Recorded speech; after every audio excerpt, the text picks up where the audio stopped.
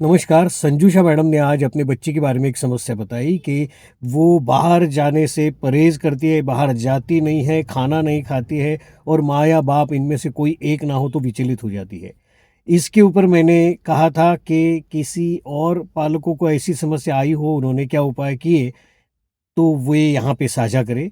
इसमें अर्चना सिंह इन्होंने अपना एक अनुभव बताया और ये भी बताया कि भले ही बुरा लगे लेकिन 2-4 घंटे के लिए बच्चे को अलग छोड़ना चाहिए। तो मेरा मानना ये है कि इस जैसी समस्याओं का कोई एक उपाय नहीं होता, हमें अपने तरीके खोजने पड़ते हैं। मेरी ओर से मैं कुछ सोच के बताना यहाँ पे चाहता हूँ।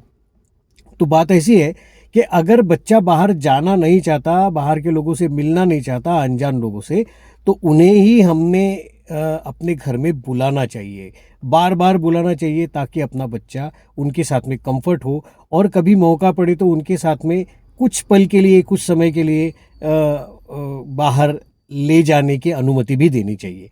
मेरा ख़्याल है ये सब करते भी होंगे और इस लेकिन ये प्रयास हमें बार-बार करने होंगे, ये कोई एक बार करने की बात नहीं है। दूसरी और एक बात, स्कूल में अगर परेशानी हो रही है, तो स्कूल के बारे में हमें थोड़ा सोचना होगा।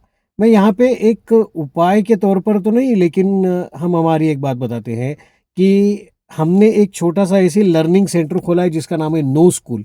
वहाँ पे भी इसी तरीके की समस्या वाला एक बच्चा आता था, जो आया था तब 2.5 साल का था और अपने माँ-बाप को छोड़ता ही नहीं था। लेकिन धीरे-धीरे उसकी दोस्ती वहाँ के अन्य बच्चों से हुई और अब वो बच्चा 4 से 5 घंटे अपने पिताजी के बगैर वहाँ पे रहता है।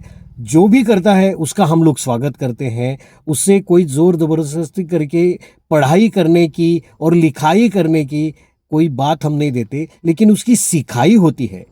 तो ये पढ़ाई, लिखाई और सिखाई में क्या अंतर है, ये आप ज़रूर जानें और इस तरीके के प्रयास करें।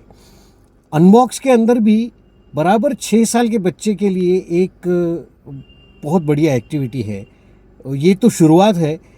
उसमें ऐसा कहा गया है कि एक चित्र निकालो कि मैं मेरी माँ के अलावा मेरी मौसी, बुआ और मेरी आंटी यानी उनके साथ में मैंने कौन से अच्छे पल बिताए, उसका एक चित्र निकालो। ये इसीलिए है कि बच्चों का मन कंफर्ट करे कि दूसरे लोग भी हमारे पालक जैसे ही होते हैं, वो भी उतने ही सुरक्षित होते हैं, हमें भी उतनी सुरक्षितता महसूस होगी। इसका अनुभव बच्चों को धीरे-धीरे देना होगा। आप दूसरे लोग भी अपनी राय इसके ऊपर ज़रूर डालें। धन्यवाद।